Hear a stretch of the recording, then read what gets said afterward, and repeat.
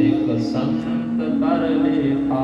लेकिन जब तेरे समाज में कोई संत आए, कोई सच्चा मेरा प्रेमी आए, मेरे भाव से युक्त वाला आए, तो मुझ उसको तू मुझसे भी ज्यादा महत्व दे। ये साथी होते संत अधिक कर लेखा। आठहु जथा लाभ संतोषा, सपन्यु नहीं देखई पर दोषा। मैया ओ सबरी माँ, आठवीं भक्ति है कि जो कुछ मिले उसमें संतोष। सपन्यु नहीं देखई पर दोषा, जो दूसरे के दोष स्वप्न में भी नहीं देखता है, जो दूसरे की निंदा स्वप्न में भी नहीं करता है, उसके जीवन में आठवीं भक्ति। वैसे भी निंदा जब हम किसी व्यक्ति की करते हैं तो उसके पाप को खत्म करते हैं और अपने पुण्य का क्षय करते हैं। जो सत्संगी होता है, जो संस्कारी होता है, वो कभी स्वप्न में भी किसी की निंदा। आठम जथा लाभ संतोषा, स्वप्न नहीं देखई पर दोषा। नवम सरल सब सन छलहीना, मम भरोस किया हरस नहीना। ओ मैया सबरी, नवी जो भक्ति है उस छल से, छल जीवन में धारण को नहीं करना, छल कपट को नहीं करना। सब सन छलहीना, छल को छोड़ दे। नवम सरल, सरलता को जीवन में धारण कर, सहजता को धारण कर। सब सन छलहीना, मम भरोस किया हरस नहीना।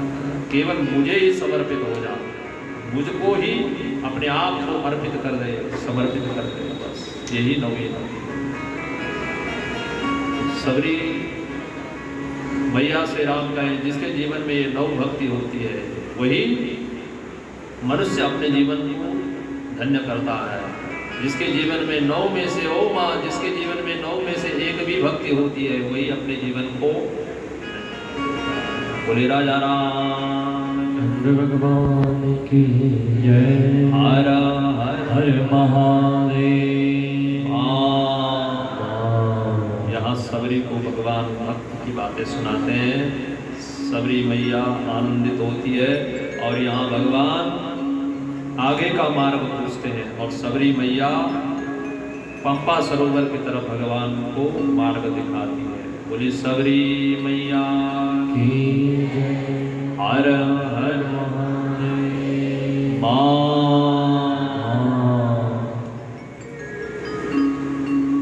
मेरे लगे श्याम संग प्रेम दुनिया क्या जाने। मेरी लगी श्याम संग प्रेम दुनिया क्या जाने। मेरे लगे श्याम संग प्रेम दुनिया क्या जाने। मेरे लगी श्याम संग प्रेम दुनिया क्या जाने। क्या जाने कोई क्या जाने, क्या जाने कोई क्या जाने। ना जाने कोई क्या जाने, क्या जाने कोई क्या जाने। क्या जाने कोई क्या जाने, क्या जाने कोई क्या जाने। मेरे श्याम संग प्रेम दुनिया, मेरे लगी श्याम संग प्रेम दुनिया क्या जाने।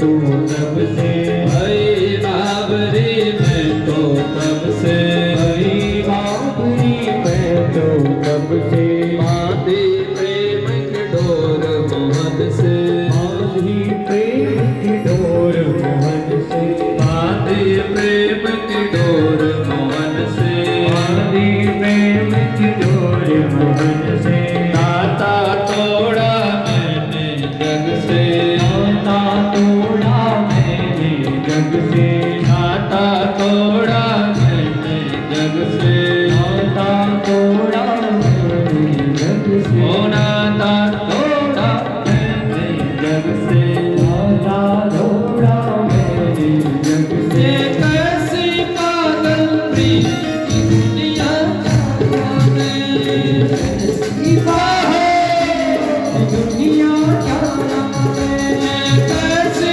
पागल प्रीत की दुनिया क्या जाने कैसे पागल प्रीत दुनिया क्या जाने मेरी लगी ओ मेरी लगी ओ मेरी लगी शाम संग प्रीत की दुनिया क्या जाने मेरी लगी शाम संग दुनिया क्या जाने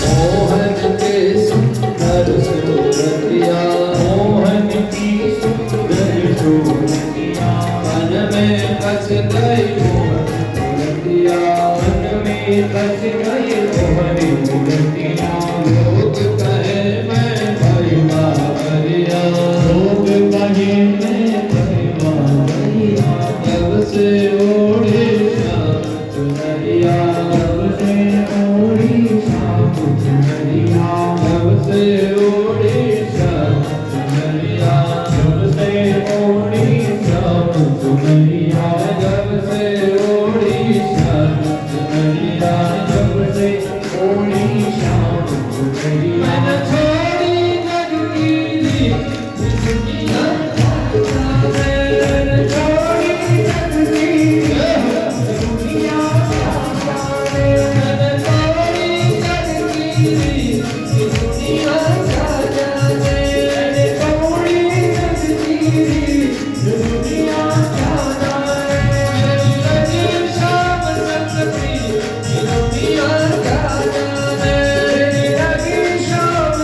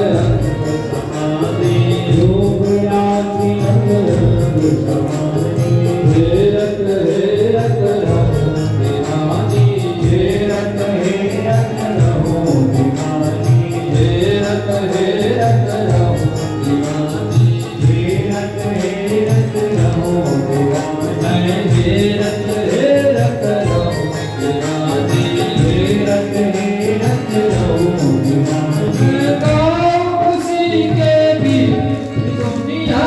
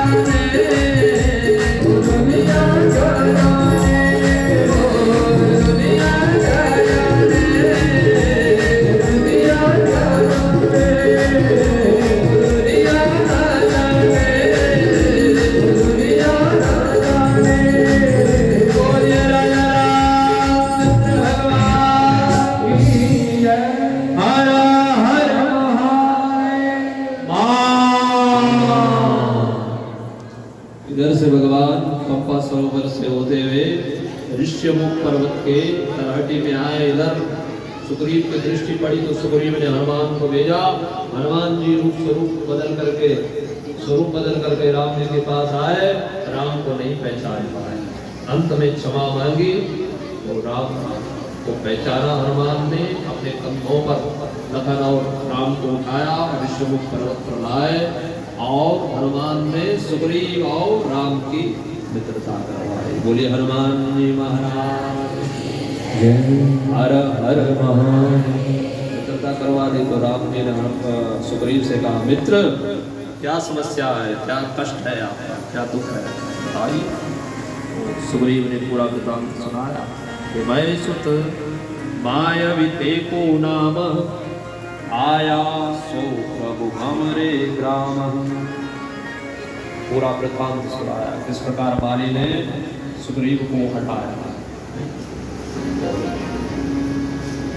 तब भगवान कहते हैं कि सुग्रीव के पास जाओ, समझाओ।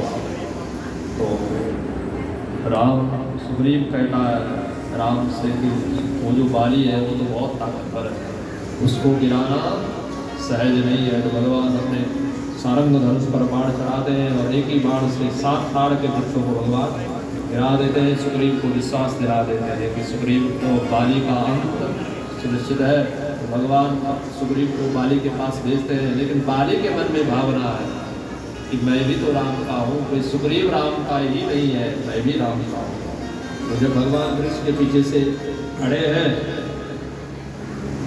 धनुष पर बाण चढ़ाया है, लेकिन बाली की भावना भी अच्छी है और राम सुग्रीव की भावना भी अच्छी है। तो भगवान बाण नहीं छोड़ पा रहे।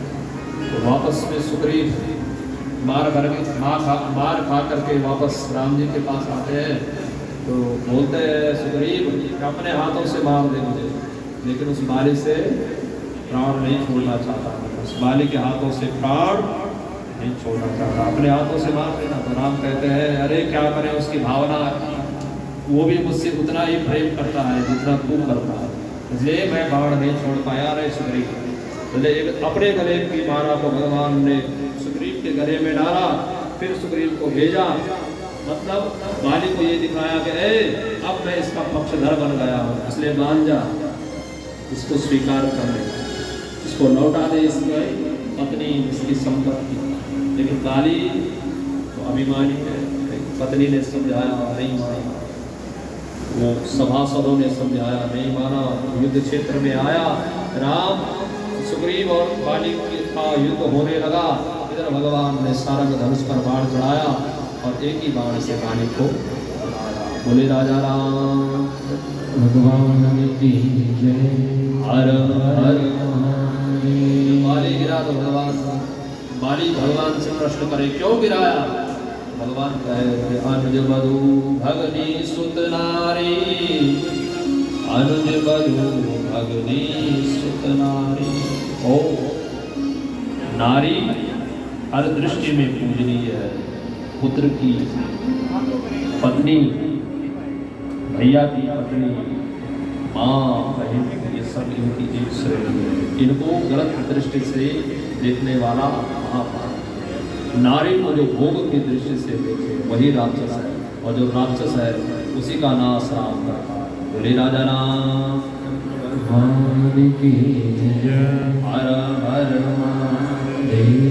इधर भगवान राम ने लक्ष्मण के हाथों सुग्रीव को गद्दी पर बिठाया, राज्याभिषेक कराया और अपने आप भगवान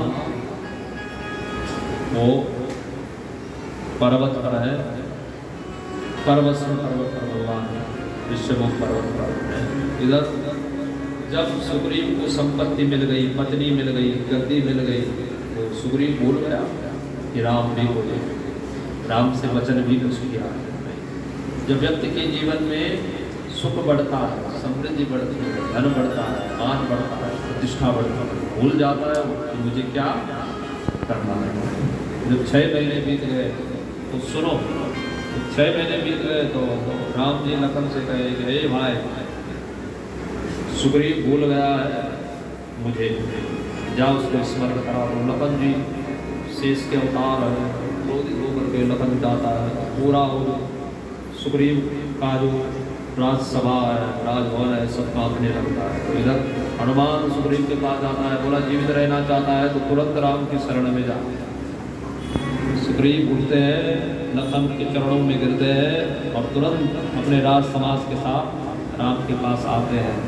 तो राम के चरणों में सुग्रीव अपना माथा रखते हैं, कहते हैं दयालु क्षमा करो, भूल गया था, क्या करूं? बोला सीता की खोज कर, क्या आदेश है राम जी? तो राम जी कहे जितने तुम्हारे जानने पहचानने वाले संबंधी है, रिश्तेदार है, उन सबको बुलाओ, क्योंकि सीता की खोज करनी है।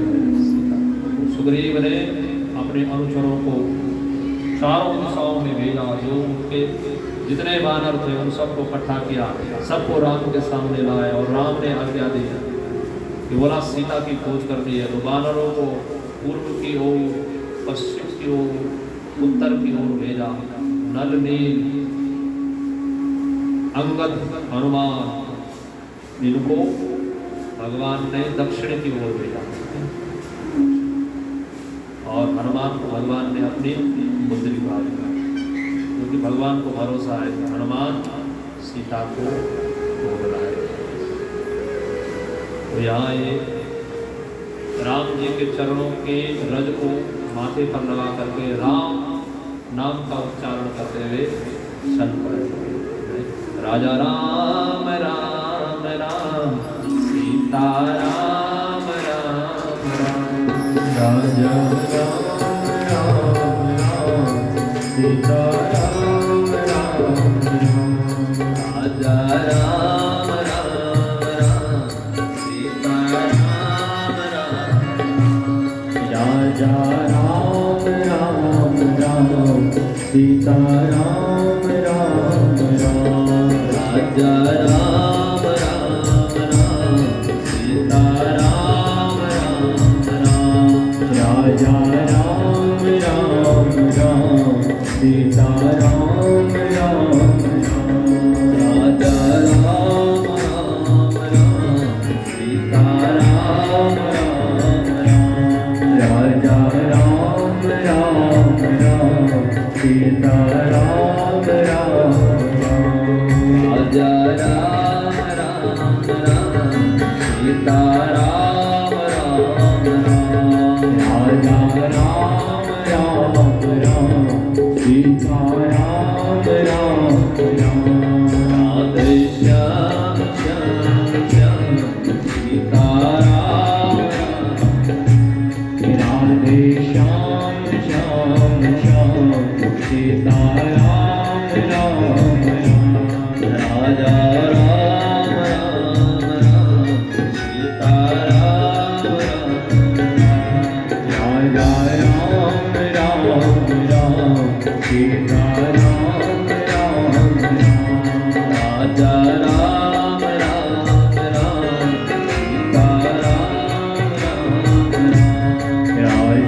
राम राम राम सीता राम राम राम।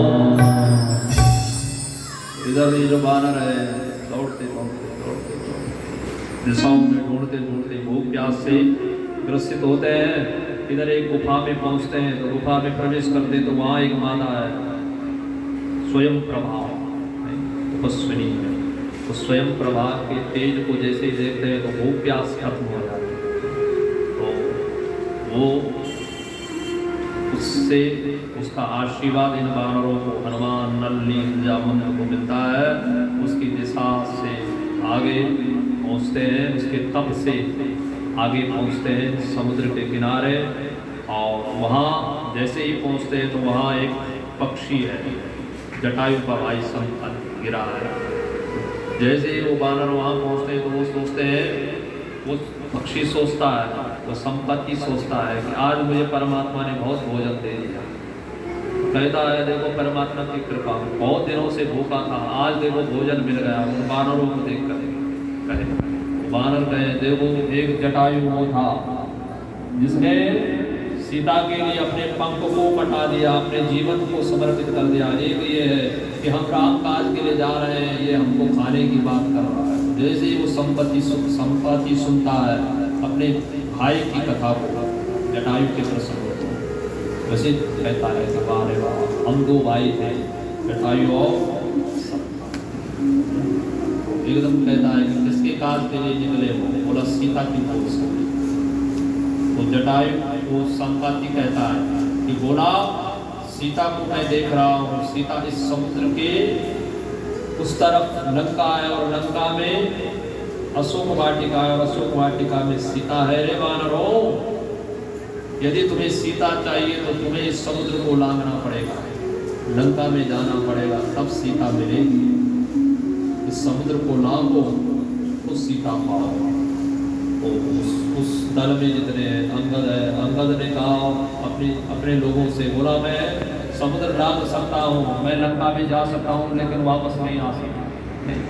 बहुत सारे हैं ऐसे, कोई बोले मैं 10 योजन, कोई 20, कोई 30, लेकिन 100 योजन का समुद्र है। और हनुमान सबसे पीछे है और गर्दन झुके हुए है और चुप है। और जब तक समुद्र नहीं लांघा तब तक सीता का पता कार्य सिद्ध।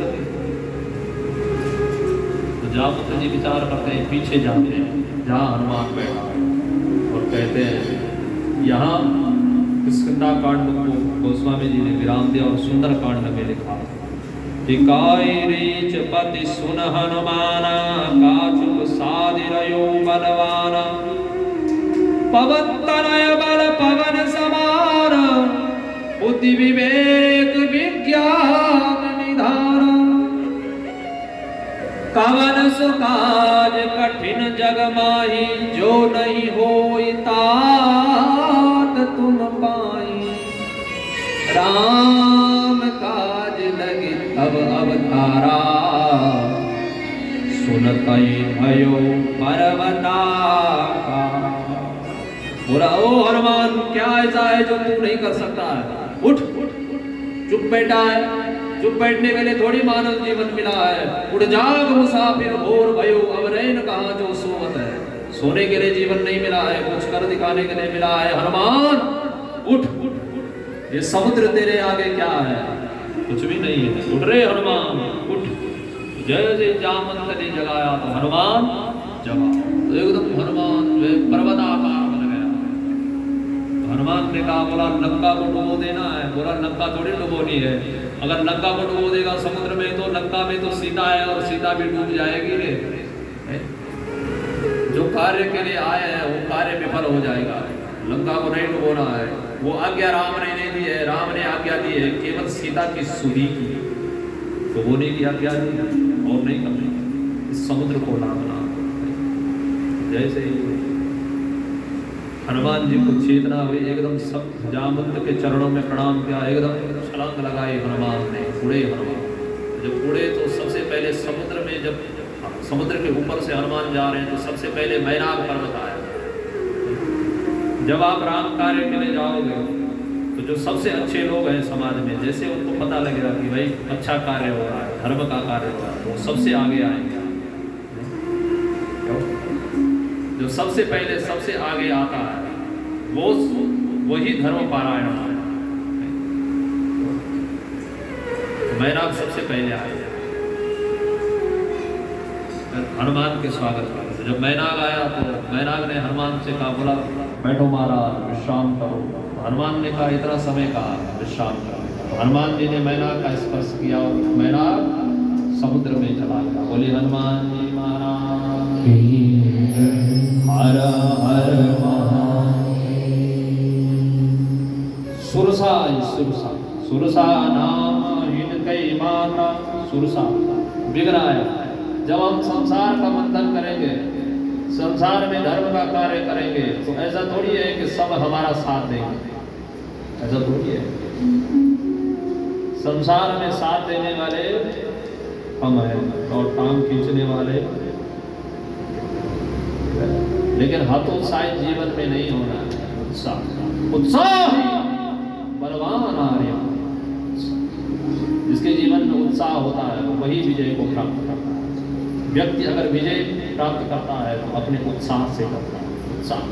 उत्साह जीवन में कभी खत्म नहीं होना है। सुरसा आए, सुरसा जब आए हुए राम हनुमान जी जैसे उसके पास गए तो वो हनुमान जी निकलना चाहते, तो हनुमान जी ने अपना स्वरूप बढ़ाया और बढ़ाया।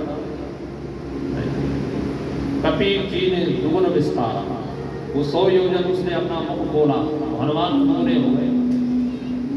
हनुमान जी ने सोचा कि अगर ऐसे ही बढ़ता गया तो समय का नाश हो रहा है और समय गंवाना ठीक नहीं है। तो हनुमान ने बुद्धि का प्रयोग किया, एकदम छोटे बन गए और लघु बन करके उसके मुख के अंदर गए और बाहर आ गए। प्रणाम किया, माँ तेरी इच्छा को मैंने पूर्ण किया, तू मुझे खाना चाहती थी, मैं तेरे मुख में चला गया, बाहर आ गया। तो सुरसा ने आशीर्वाद दिया, जा बेटा जिस कार्य के लिए जा रहा है वो तेरा वो कार्य सिद्ध होगा। हमारा शत्रु भी हमें आशीर्वाद देगा, कब? जब हमारे अंदर विनम्रता होगा, जब हम झुकेंगे। जो झुकता है वो जीवन में पाता है, जो उड़ता है वो गिरता है, जो झुकता है वो जो खोवत है सो पावत, जो जागत है वो सो, जो सोवत है सो खोवत है, जो जागत है सो।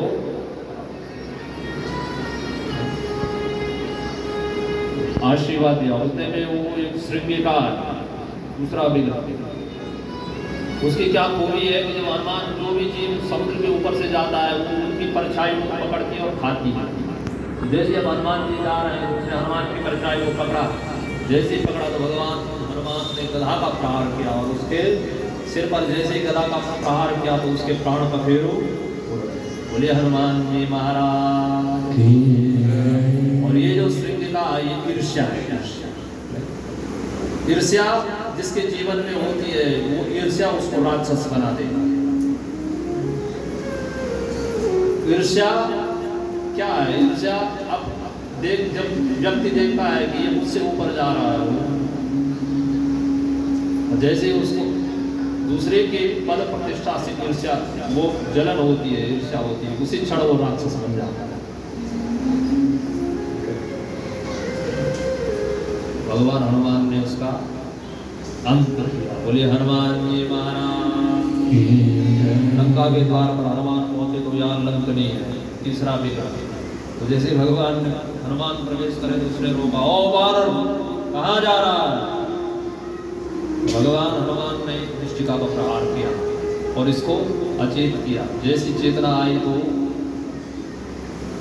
बुद्धि बदल गई, उसको स्मरण हुआ कि ब्रह्मा जी ने मुझसे कहा था कि जब किसी बानर की मुष्टिका के प्रहार से तो अचेत हो जाएगी तो समझ लेना कि अब रावण का अंत है, अब लंका का विनाश है। इसलिए उसने तुरंत कहा कि प्रविष्टि नगर की जय सब काजा,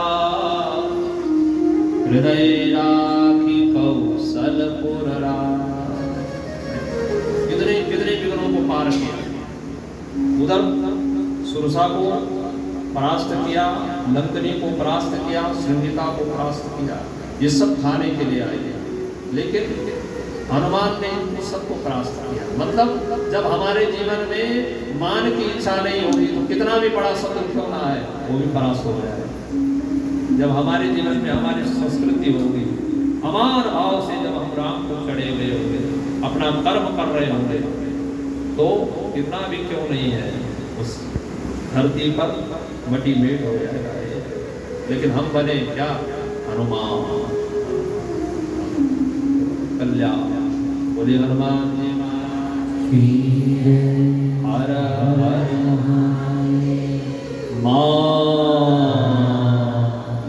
तो जब वहाँ लंका में गए तो वहाँ हनुमान जी घूम रहे थे, तो गोस्वामी जी ने कहा कि मंदिर मंदिर प्रति करी शोभा, मंदिर मंदिर प्रति कर शोभा, मंदिर मंदिर प्रति कर शोभा, मंदिर मंदिर प्रति करी शोभा,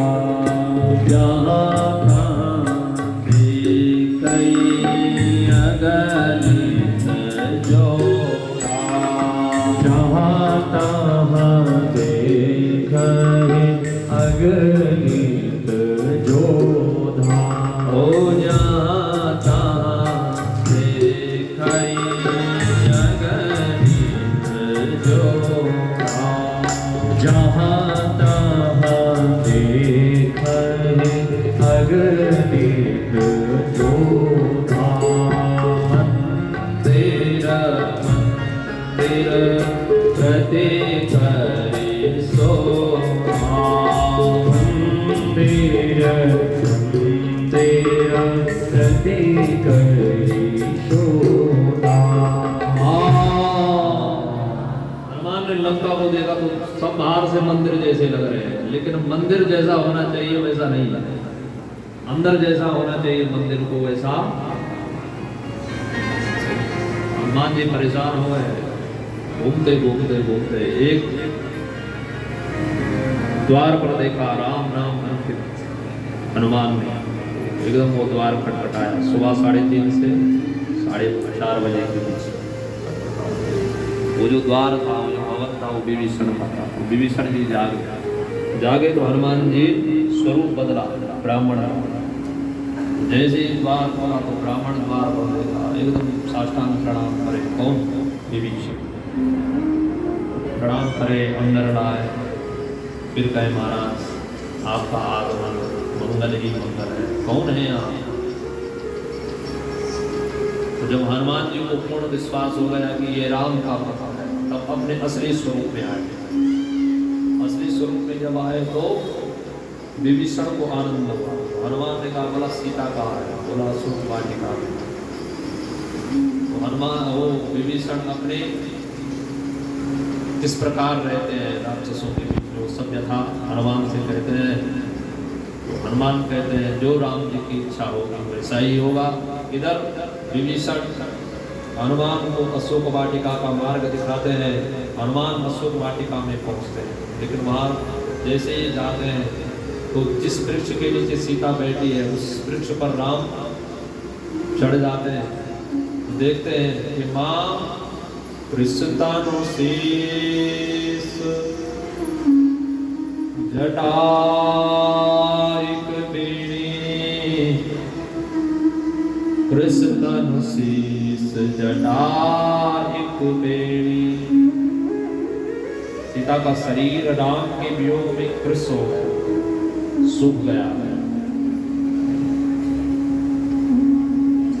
विलाप करती है, 24 घंटे रोती रहती है सीता। इसके विराग में इतने में रावण आया। रावण जब आया तो राक्षसियां तो साथ रावण सीता से कहता है सीता सुन ले, यदि 1 महीने दिन के अंदर तूने मुझे अपने पति के रूप में स्वीकार नहीं किया तो तेरा सिर काट दूंगा, सिर काट। सीता रो रही है और रावण राक्षसियों से कहता है, वहाँ जो त्रिजटा आदि जो राक्षसियाँ हैं उनसे कहे कि इसको दुख दो, यातनाएं दो, ताकि ये मुझे स्वीकार करे। ऐसा कहते हुए रावण चला जाता है। यहाँ माँ दुखी है, ये राक्षसियाँ सीता को संताप दे रही हैं। त्रिजटा रोकती है कि मैंने स्वप्न देखा है और स्वप्न में देखा है कि जल्दी ये लंका राक्षसों की विहीन हो जाती है। मैंने स्वप्न में देखा है कि राम आया है और रावण का अंत हुआ है, इसलिए सीता को दुख मत दो। राक्षसी दूर चली जाती है। इधर सीता विलाप कर रही है कि प्रभु हाँ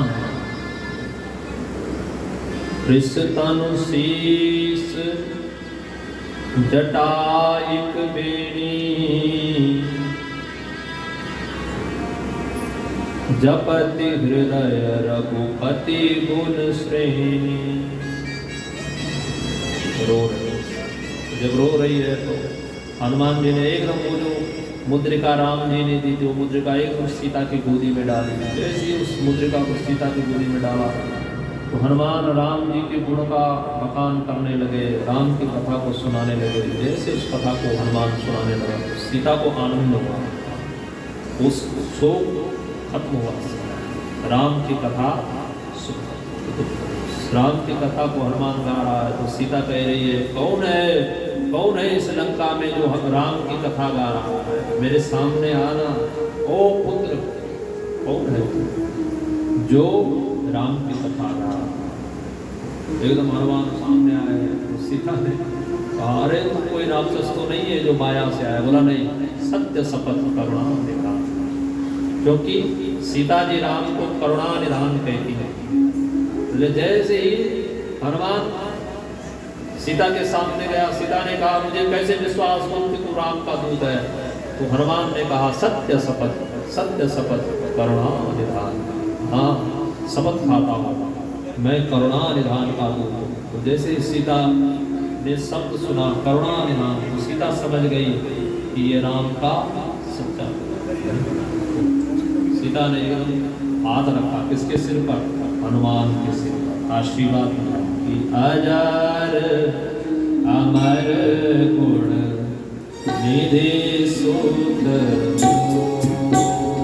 तूने मेरे संताप को, तूने मेरे शोक का अंत किया है, तूने मेरे संताप का अंत किया है।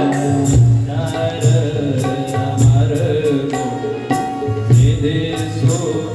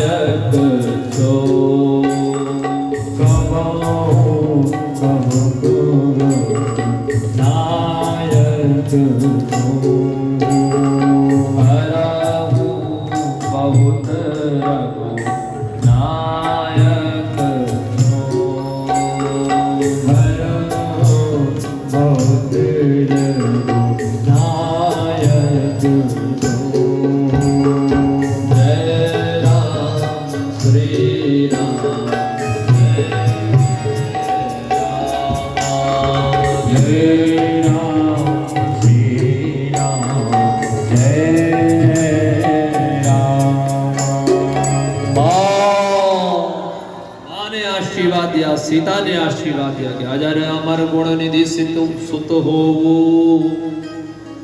करहु बहुत रघुनायक छो। जा, अजर हो जा, अमर हो जा, अष्ट सिद्धि नवनीत जेती। तुझसे राम सबसे ज्यादा प्रेम करें, जा, ये मेरा आशीर्वाद है। राम का आशीर्वाद किसे मिलता है? जो हनुमान बनता है। हनुमान तो हनुमान बन करके समाज में काम करे, वही राम का, वही माँ के आशीर्वाद को प्राप्त करे। माँ की कृपा किस पे हो? जो हनुमान। इसलिए अगर जितने प्रतिनिधि हैं या जो प्रतिनिधि की प्यास रखते हैं वो समाज में काम करें, कौन सा भाव रख करके? हनुमान का भाव, मानना चाह करके समाज का काम करे।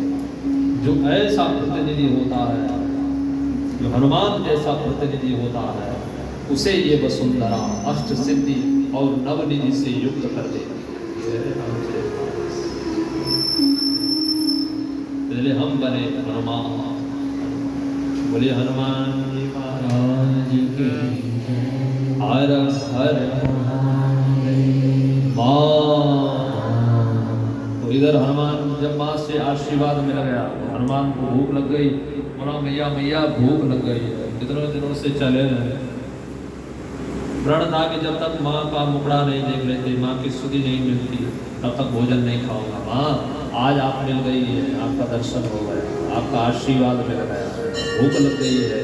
ये रावण का बागीचा यहाँ दिख रहा है, फलों से लदे हुए वृक्ष हैं, क्या क्या जाऊं इन फलों को तो सीता ने आज्ञा दी, हनुमान एक डाली से दूसरी डाली पर वृक्षों को तोड़े, फलों को खाए, क्योंकि बानर का स्वरूप है। वहां जितने वो रावण ने रखे हुए उनके चौकीदार, उनको हनुमान गिराए तो रावण की सभा में सूचना गई, बोला ओ तेरा जो उद्यान है उसमें बानर घुस गया है। भेजे उसने अपने पुत्र, उनमें एक अक्षय है, तो हनुमान ने कब उसका क्षय कर दिया पता थोड़ी लगा। बोले हनुमान जी महाराज हर हर महादेव। फिर रावण ने मेघदूत को भेजा और आया वो मेघनाथ, उसके साथ हनुमान का द्वंद्व हुआ। अंत में मेघनाथ ने ब्रह्मास्त्र को चढ़ाया और हनुमान ने ब्रह्मास्त्र का सम्मान किया और मेघनाथ के आगे ब्रह्मास्त्र के आगे हनुमान ने समर्पण किया। बोले हनुमान जी महाराज हर हर महादेव। तो बांध करके वो जो मेघनाथ है हनुमान को बांध करके सभा में लाया। रावण सभा में बैठा है, रावण हनुमान से कहता है, ओ बंदर यहाँ कैसे आया, किसका दूत है तू? बोले मैं राम का दूत। बोला किस लिए आया? बोला सीता की स्तुति के लिए आया। बोले रावण अगर कल्याण चाहता है तो इसको सीता को ससम्मान राम को वापस कर दे, अन्यथा ये तेरे हित में नहीं है। जब हनुमान ऐसा कहे तो रावण कह रहा हो बानर होकर के मुझे समझा रहा नहीं, मुझे समझा हमने वो उसे कहे जाओ क्या दंड दे इसको, क्या दंड दे? तो जो अलग अलग दंड कहते हैं वो जो मंत्री लोग वहां बैठे हैं राक्षस, जने में विभीषण खड़े होते हैं, कहते हैं दयालु ये हनुमान इसको क्या दंड देना, ये दूत है, दूत को छोड़ दो। दूत का अपमान करना ठीक नहीं है, जो दूत का अपमान करता है उसका कभी कल्याण नहीं होता है। लेकिन रावण विभीषण की बात को नहीं मानता है। इधर रावण मन में विचार करता है ये जो वानर है, वानरों का अपनी पूंछ से बहुत प्रेम होता है। इसलिए रावण आज्ञा देता है कि इसकी पूंछ पर कपड़े बांधो, तेल डालो और इसकी पूंछ पर आग लगाओ, बस इसका अंग भंग करके इसको वापस करो, इसकी हत्या मत करो। ऐसा कह करके जो है पूरी नंगा कोई वस्त्र, पूरा तेल हनुमान की पूंछ पे गिरता है। फिर उस पूंछ पर हनुमान वो राक्षस आग लगाते हैं हनुमान की पूंछ पर, और हनुमान जैसे ही पूंछ पर हनुमान की आग लगती है, हनुमान एक भवन से दूसरे भवन, दूसरे से तीसरे हर कक्ष में आग लगा देता है। भगवान हनुमान कहते हैं तुमने मेरी पूंछ जलाई है रावण, मैं तेरी मूछ ना जलाऊं तो मैं कैसा राम का? जो दूसरे का कार्य बिगाड़ता है, भगवान कहता है कि मैं उसका सर्वस्व बिगाड़ देता हूं। तुम दूसरे का बाल बाका करो, भगवान तुम्हारी पूरी गृहस्थी को गिरा देगा। इसलिए मन से भी, न मन से, न वचन से, न शरीर से कभी किसी का अहित न। जो जिसके हृदय में परोपकार की भावना होती है, दूसरे की मदद की भावना होती है, उसी के लिए प्रकृति अनुकूल हो, उसी पर भगवान इस प्रकृति का मालिक कृपा करता। इसलिए परोपकाराय साधु नाम, साधु नाम, साधु शरीर से नहीं है, साधु भावना से। जो दूसरे की मदद करे वही तो साधु है। जो दूसरे को गिराए वो क्या है? वो है राक्षस है। बोले राजा राम भगवान की जय। हर हर